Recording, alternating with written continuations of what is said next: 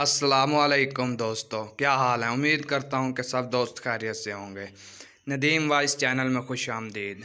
हज़रत अबी बिन काब रज़ी अल्लाह अन्हा का बयान है कि जब रसूल सल्लल्लाहु अलैहि वसल्लम ने मुझसे फरमाया, अब्बुल मंज़र, तुम्हारे नज़दीक अल्लाह की किताब में सबसे अजीम आयत कौन सी है।